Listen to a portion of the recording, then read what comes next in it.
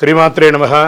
Sadhguru జ్యోతిషాలయం December 2025 ఆంగ్ల నూతన సంవత్సరంలో ఈ 2025లో ఆఖరి నెలగా అని చెప్పుకోవచ్చు. ఆంగ్ల సంవత్సరంలో ఆఖరి నెల డిసెంబర్ 1 నుండి డిసెంబర్ 31 వరకు ఈ నెలంతా కూడా ఈ ద్వాదశ రాశులకి ఎలా ఉన్నాయి, రాశి ఫలితాలు ఎలా ఉన్నాయి, ప్రతి ఒక్కరికి కూడా జాతకం అంటే ఒక నమ్మకం.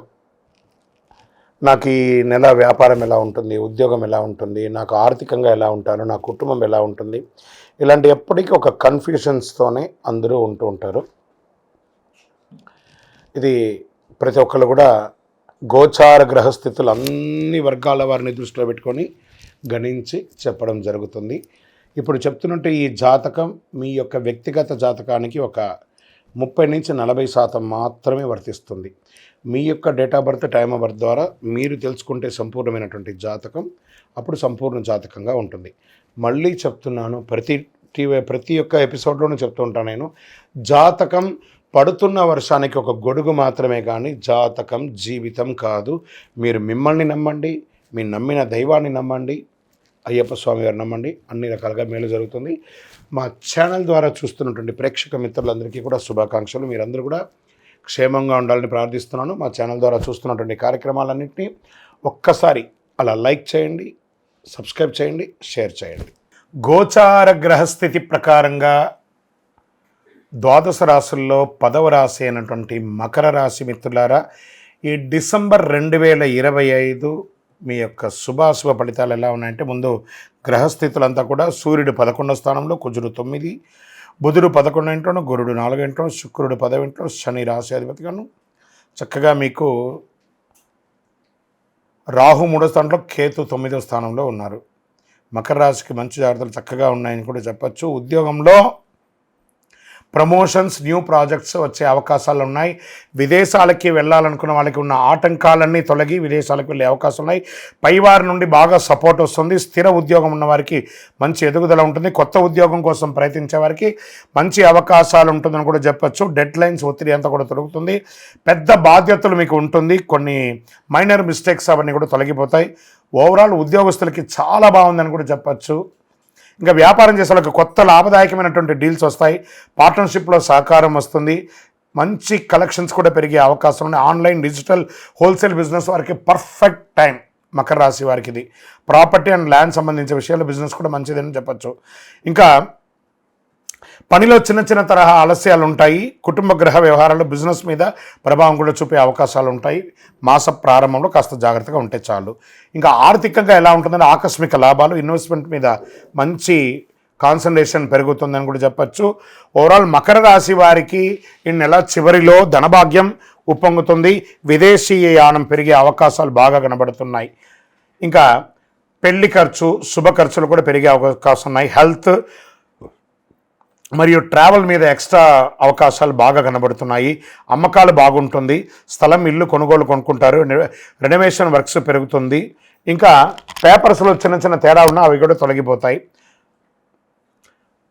విద్యార్థులు బాగా కాన్సన్ట్రేషన్ పెరుగుతుందని కూడా చెప్పచ్చు.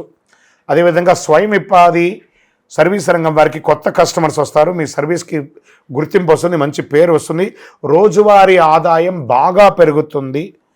మంత్ ఎండ్లో కలెక్షన్స్ కూడా చాలా బాగుంటుందని కూడా చెప్పచ్చు. విద్యార్థులు కాంపిటేటివ్ ఎగ్జామ్స్లో మంచి పొజిషన్స్ పొందే అవకాశాలు ఉన్నాయి. సివిల్స్ ఎగ్జామ్స్ ఇలాంటి కాంపిటేటివ్ ఎగ్జామ్స్లో పాల్గొనే వాళ్ళకి ఇది ఒక మంచి సమయం కూడా చెప్పచ్చు. గృహ వాతావరణం కూడా వాళ్ళకి అనుకూలంగా ఉంటుంది.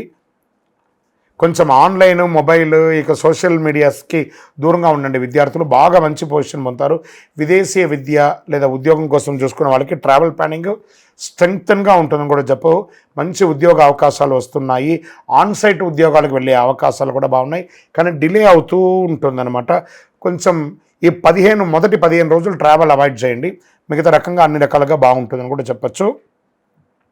ప్రేమికులకి పార్ట్నర్స్ నుండి సపోర్ట్ బాగా ఉంటుంది. మిస్అండర్స్టాండింగ్ అంతా కూడా క్లియర్ అయ్యే అవకాశాలు ఉన్నాయి.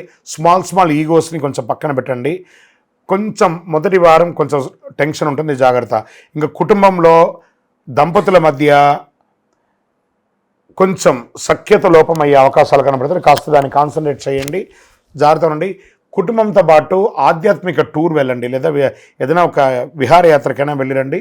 అన్ని మాట పట్టింపులన్నీ కూడా తొలగిపోతుంది.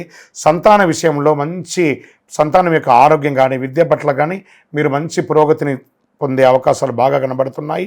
మీ ఆరోగ్యం పట్ల బీపీ, అసిడిటీ, ఇంకా ట్రావెల్లో ఉన్నటువంటిది, లేదా బయట దేశాల్లో ఉన్న వాళ్ళకు హోమ్ సిక్ లాంటిది ఇలాంటివి వచ్చే అవకాశం ఉన్నాయి. స్ట్రెస్ ఉంటుంది కాబట్టి సూర్య భగవాన్ని ప్రార్థన చేయండి, సూర్య నమస్కారాలు చేయండి, ఆదిత్య హృదయం ఎక్కువ ప్రార్థన చేయండి. మీ యొక్క ఇష్టదైవాన్ని, కులదైవంలో మీ వయసు ఎంత ఉందో అన్ని దీపాలను వెలిగించండి. నంబర్ 6 అనే ఒక సంఖ్య మీకు చాలా కలిసి వస్తుంది.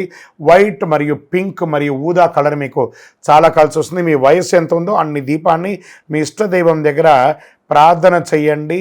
అన్ని రకాలుగా మేలు జరుగుతుంది. చంద్రాష్టమం అనేటప్పటికీ ఈ నెల మీకు చంద్రాష్టమం వచ్చేటప్పటికీ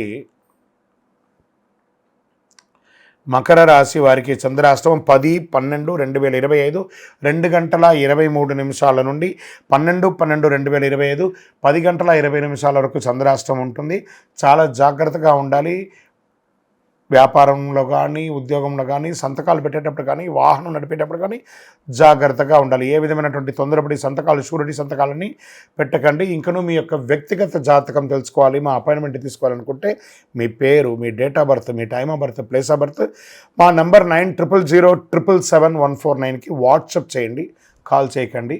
విజయోస్తు. సో ఇంకనూ ద్వాదశ రాశుల ద్వారా రాశి ఫలితాలు పొందిన వాళ్ళందరూ కూడా ఆయుర ఆరోగ్య ఐశ్వర్య భోగభాగ్యాలతో ఉండాలని మనస్ఫూర్తిగా ఆశీర్వదిస్తున్నాం. అయ్యప్ప స్వామి వారి అనుగ్రహం మీకు అందరూ కలగాలని ప్రార్థిస్తున్నాం. మీరు తిరుపతికి వచ్చినప్పుడు మన అయ్యప్ప స్వామి వారి 18 అవతారముల దేవాలయం తిరుపతిలో నిర్మించాం. జీవకోన అనే ఒక ప్రాంతంలో వచ్చి దర్శనం చేసుకోండి. ఈ 60 రోజులు కూడా అన్నదానం ఉంటుంది మన దేవాలయంలో. తిరుపతికి వచ్చినప్పుడు మధ్యాహ్నం ఒక రోజు మన దేవాలయంలో భిక్ష ఆతిథ్యం స్వీకరించండి. అందరూ వచ్చి విజయోస్తు.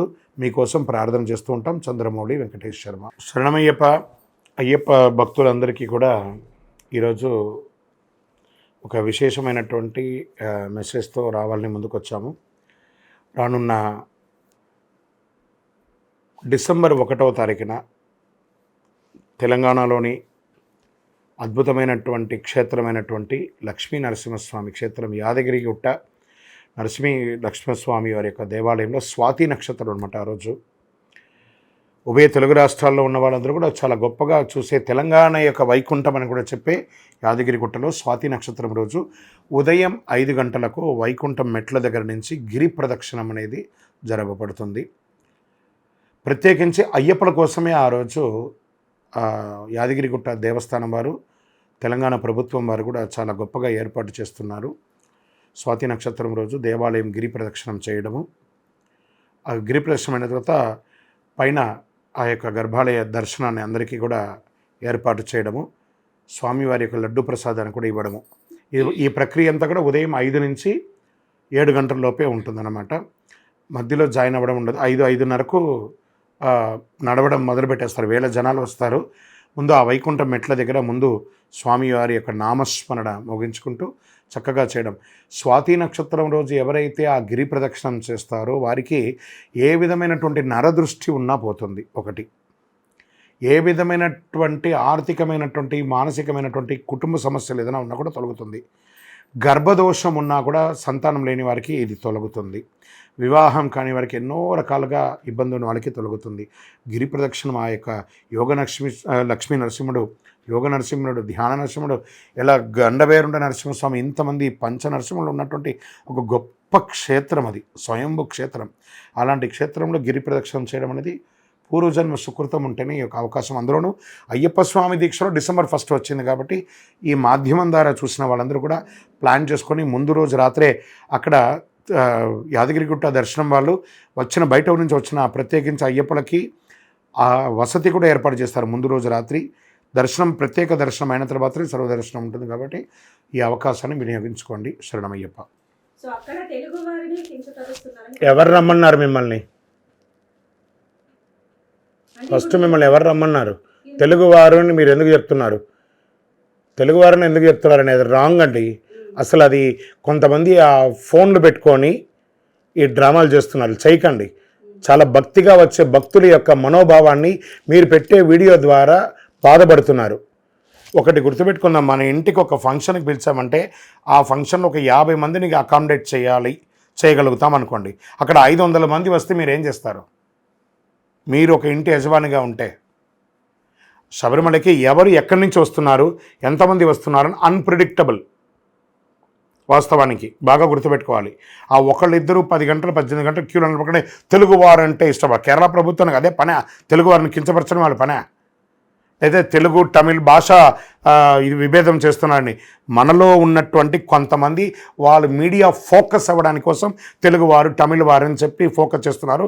ఇలాంటి మాటలు ఇలాంటి వీడియోలు పెట్టకండి. అలాంటి వీడియోని ఖండించి బ్లాక్ చేయండి. చాలా తప్పు. శబరిమల ఒక పవిత్రమైనటువంటి క్షేత్రం, అది భక్తులు పెరుగుతారు, జాతర ఉంటుంది. ఆ జాతర సమయంలో ఇబ్బందులు ఉంటాయి, పడాలి. మీరు ఇష్టపడే కదా వెళ్ళారు, అప్పుడు ఆ ఇష్టాన్ని అనుభవించండి. అక్కడ మీరు రాగానే విన్నాను రాజమర్యాదకి పెళ్లి భోజనానికే వెళ్ళారు, మీరు రండి కూర్చోండి చైర్ వేయండి మీకు భోజనం పెట్టండి బఫెట్ ప్లేట్ ఇస్తామంటారా? మంచినీళ్ళు కూడా దొరకని ఘోర కీకారణ్యం అండి అది. అక్కడ తిరువాంకూరు దేవస్వం బోర్డు వారు మరియు సెంట్రల్ ఫారెస్ట్ వారు అన్ని ఏర్పాట్లు చేస్తున్నారు.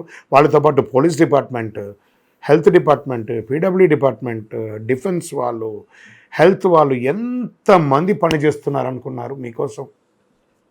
కాబట్టి ఇతరుల గురించి మనం తప్పు చెప్పడం చాలా ఈజీ, కానీ దానివల్ల వెనక వచ్చే వాళ్ళందరూ కన్ఫ్యూజ్ అవుతున్నారు. ఫస్ట్ ఇలాంటి నెగిటివ్ క్వశ్చన్స్, నెగిటివ్ ఆన్సర్స్ని దయచేసి ఏ ఛానల్ వారు కూడా ఎంకరేజ్ చేయకండి. వీలుంటే మన ఆధ్యాత్మికాన్ని, హిందుత్వాన్ని పెంచే మంచి విషయాన్ని మాత్రం చెప్పండి. తెలుగువారు గొప్ప, తమిళియన్స్ తక్కువ, మలయాళీ గొప్ప, ఇవన్నీ లేదు. మనమందరం భారతీయులం. నేను కూడా చూస్తాను 2-3 వీడియోస్ అదే వైరల్ అవుతుంది. ఓ వారం నుంచి ఒకడే మాట్లాడుతున్నారు తెలుగు వాళ్ళంటే తక్కువ. ఏం తెలుగు వాళ్ళని తక్కువ అంటే మేము పేరు మీద ఏమన్నా నేను తెలుగు, నేను తమిళ్, నేను మలయాళం ఏమన్నా అక్కడ బోర్డు వేసుకొని పోతున్నారు శబరిమలకి ఎవరన్నా? అందరూ నల్ల బట్టలే. ఎక్కడ చూసినా నీవే అయ్యప్ప, ఎవరి డ్రెస్సు చూసినా నలుపే. ఇంకా ఇక్కడ భాష ఎక్కడ ఉంది, ఊరెక్కడ ఉంది, తెలుగు అది ఇవన్నీ ఉన్నాయి. ఇవన్నీ అబద్ధపు మాటలు. ఎంటర్టైన్ చేయకండి. శబరిమల అద్భుతంగా ఉంది. స్వామివారు మీకోసం ఎదురు చూస్తున్నారు చిరునవ్వుతో, అనుగ్రహంతో. సంతోషంగా వెళ్ళిరండి. దర్శనం కూడా జరుగుతుంది. శరణమయ్యప్ప. లేదండి, ఆంధ్రానే కాదండి, ఎక్కడ 18వ బడి ఉన్నా, సాక్షాత్ 18వ బడి ఎక్కడ ఉంటే అక్కడ శబరిమలకి వెళ్ళిన వాడు మీ నియర్ బైలో ఉన్నటువంటి 18 మెట్లలో ఎక్కి శబరిమలలో శబరిమలలాగా ఇరుముడి ఇవ్వచ్చు. ఇప్పటికీ కొన్ని దేవాలయాల్లో లక్షల ఇరుముళ్ళు, వేల ఇరుముళ్ళు ఇస్తూనే ఉన్నారు. జరుగుతుంది. అది కొత్తగా ఏం కాదు, గత 25 ఏళ్ళుగా నడుస్తుందండి. శబరిమలకి వెళ్ళలేని వాళ్ళు నియర్ బై దేవాలయాల్లో ఇస్తున్నారు. శరణమయ్యప్ప. మనం పూర్వ వీడియోల్లో కూడా చెప్పుకున్నాము. 18 మెట్లు అంటే అయ్యప్ప స్వామివారి 18 అవతారాలు ఉండి ఆ యొక్క స్వామివారు మెట్లు ఎక్కలేక దేవతలు 18 మెట్లు ఎక్కి ఇలా చూపించింది. దీన్ని ఫోకస్ చేయండి. ఈ మెట్లు ఒకరిపై ఒకరు ఎక్కి పడుకొని స్వామివారి చుట్టి పాదాన్ని మోపి తన యొక్క యోగపీఠం, శ్రీచక్ర యోగపీఠాన్ని ఈ మెట్ల ద్వారా ఎక్కి ఇక్కడ కూర్చున్నారు. కాబట్టి ఇది 18 మెట్లు. 41 వ్రతం ఉండి ఇరుముడి మోసుకొని వచ్చిన వాళ్ళకి మాత్రమే ఈ మెట్ల మీద అర్హత. అదే ఈ 18 మెట్లు. శరణమయ్యప్ప. అన్ని దేవాలయాలకు వెళ్ళచ్చు, వెళ్ళకూడదని ఎక్కడన్నా రూల్ ఉందా?